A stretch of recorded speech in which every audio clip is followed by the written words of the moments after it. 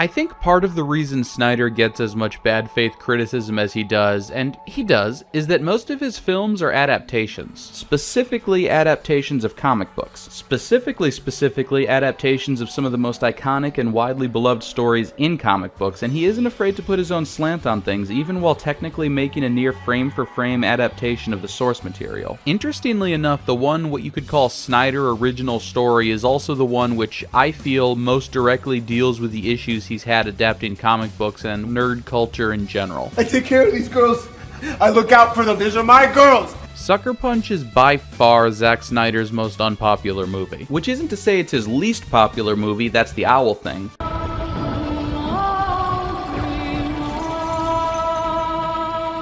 And I think that's a shame because I really enjoy Sucker Punch, but it's also not something I'm entirely surprised by given the nature of what the film actually is. Big dog, a boss hog, what I want is the question.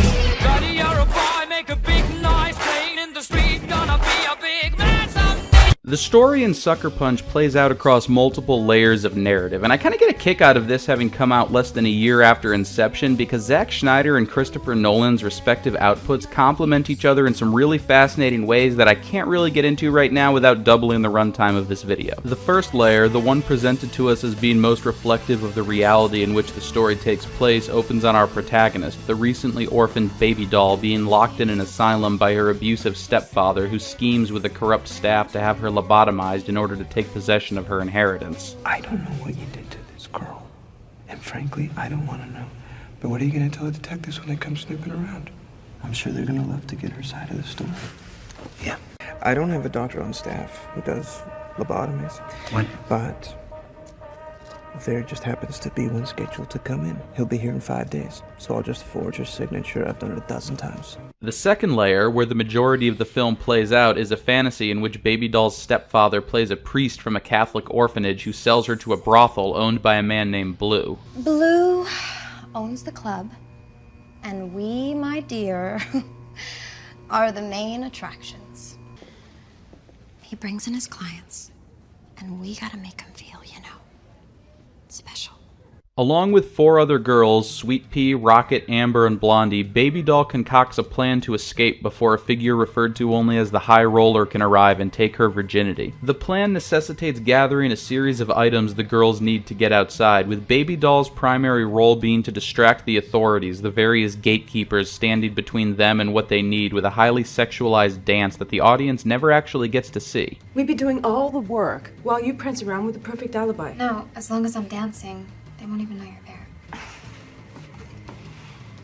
When Baby Doll starts dancing, we're taken to the third layer, the one presented in the trailers and promotional material as representing the main focus of the movie and consisting entirely of a series of stylized and unconnected sci-fi fantasy action sequences in which the girls fight their way across various battlefields decked out in stilettos and fetishized action gear while violence and destruction are dealt out through a series of increasingly phallic vehicles. This is where the titular Sucker Punch comes in. Zack Snyder took a lot of shit when he adapted Watchmen. Like, a not insignificant number of people were quite convinced that 300 was fascist propaganda, and they still did not take it as personally or retaliate with as much vitriol as a certain type of comic book fan did when he adapted Alan Moore's masterpiece. The criticism from many was that Snyder didn't get Watchmen, didn't get the satirical nature of it, to the point where even a decade after the film's release, articles are still coming out explaining this. In particular, this scene of Rorschach jumping off a roof in the rain really seemed to convince people that Snyder thinks comic book heroes are cool as effing shit.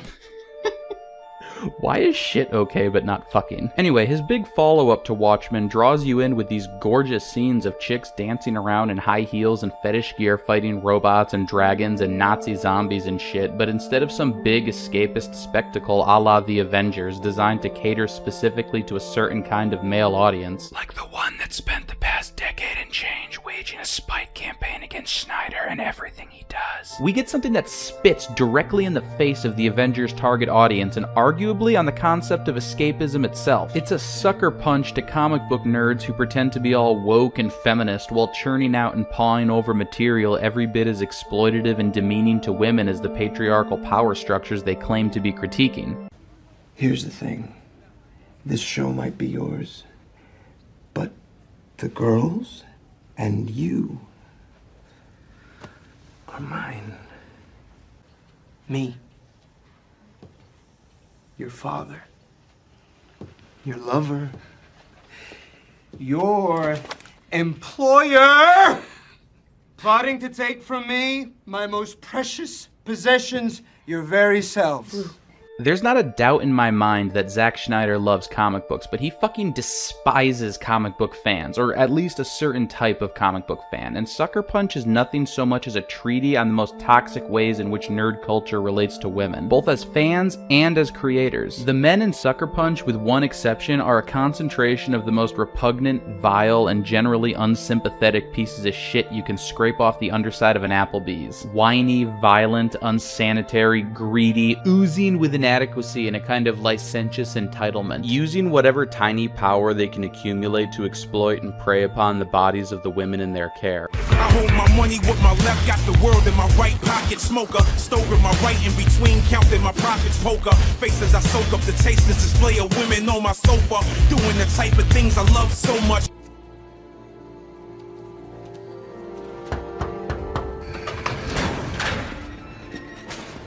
Sucker Punch plays on all the most exploitative and misogynistic tropes in comic books, sci-fi, fantasy, the whole slave Leia thing, and presents it in a way that utterly defies the audience to find so much as a titillating frame. I get the sexy little schoolgirl. I even get the helpless mental patient, right? That can be hot. But what is this? Lobotomized vegetable? Baby Doll is all tricked out in fetish gear and pigtails in a way that makes her look both sexualized and childlike. She always has this sad, pained expression on her face during the action sequences that can't help but remind the audience what's actually happening to her. Where is my mind? Where is my mind? There's a kind of connecting thread between Sweet Pea and Baby Doll from the moment we make the initial jump from the real world to the first layer of the fantasy.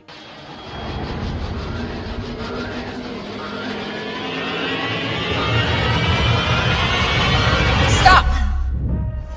Get that thing away from me. Get it away from me! And shut off that damn music! Sweet Pea is hostile to Baby Doll from the onset, and she's the only one who doesn't seem impressed by the younger girl's dance. Both of their younger sisters die in ways they feel responsible for, Baby Doll having shot her sister in the film's opening while trying to protect her from their stepfather, and Rocket having thrown herself in front of the cook's knife to protect Sweet Pea with her own body. Sweet Pea and Baby Doll eventually make it out of the brothel, but they can't both escape the grounds, and in the end Baby Doll sacrifices herself so Sweet Pea can get away. This was never my story. It's yours. She's brought back inside and given to the High Roller, who turns into the lobotomist as the procedure is completed and the dream seemingly comes to a close. The last we see of Sweet Pea is her getting onto a bus, aided by the old man seen in Baby Doll's fantasy sequences. I don't have a ticket. I know. It's okay. Go find a seat in the back. Try and get some sleep. We got a long way to go.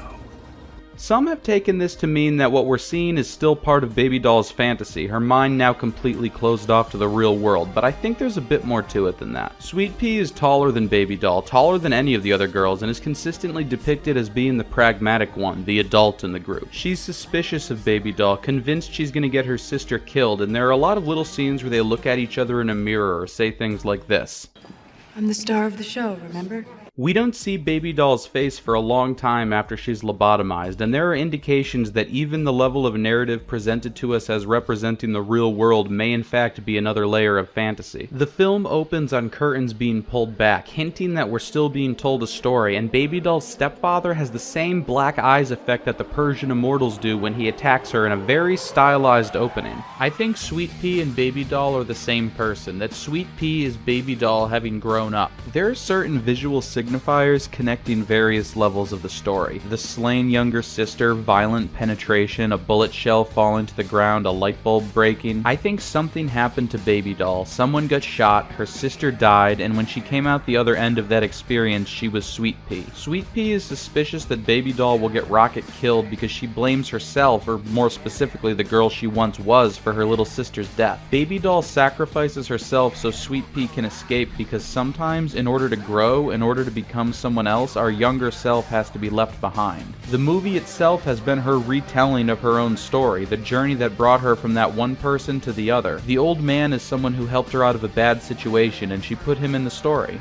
Remember, don't ever write a check with your mouth you can't cash with your ass. But there's still more to it. I consider Sucker Punch to be as much about art as it is about misogyny and exploitation. We see this in the scene between Baby Doll and the High Roller. Played by John Hamm, pretty much the face of creative consumerism as far as 2011 pop culture was concerned, the High Roller is depicted nowhere near as base or disgusting as the other men who visit Blues. He's not interested in forcing himself on Baby Doll, at least not directly, because it's not her body he wants. It's the thing that can't be taken. He wants her to love him in an authentic way, not because he's paying for something artificial.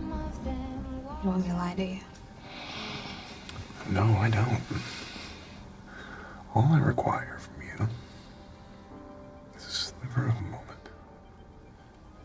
I think this is how Snyder sees the movie-making process, comic book movies in particular, and the way studios buy off artists to, if you'll forgive how pretentious this sounds, capture their truths. If Blue represents the territorial nerd who only understands sex and art through entitlement or possessiveness, You'll never have me.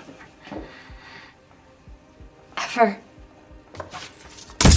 then the High Roller is this archetype we have of the Hollywood money man who sees art as just another commodity to be bought and sold. I think Snyder sees having to work for studios like having to whore yourself out to wealthy money men. It's demeaning and can even feel violating, but in an insane, corrupt, greedy world, sometimes it's the only way you, and by extension your art, can survive. It's just the best option available, and sometimes, just sometimes, even against all the odds, with all the compromises and the whoring yourself out and selling off little bits of yourself, sometimes you can still find that moment of genuine truth amidst all the ugliness. Sometimes you can still reach someone. Did you see the way she looked at me? Just in that last moment. The High Roller penetrates Baby Doll, breaks her hymen in the brothel at the exact moment the doctor lobotomizes her in the asylum.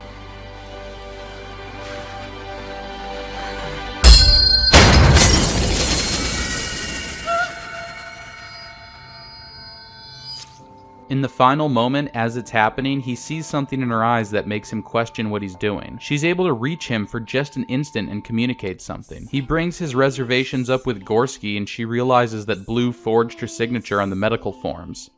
But I don't agree with this solution, Doctor. But why would you sign for a procedure you don't agree with?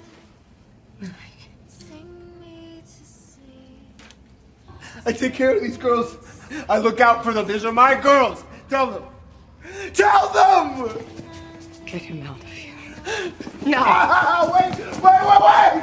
Wait! It's not me who wants your stepfather! I'll tell you everything! I'll tell you about the money! I'll tell you... If Baby Doll represents the initial idea inside the artist's mind, pure and unmolested, then Sweet Pea represents the realized form, the movie we actually get to see. You have to live for all of us, man.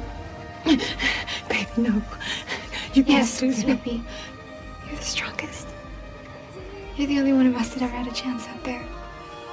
You're going home and living, that's how we win.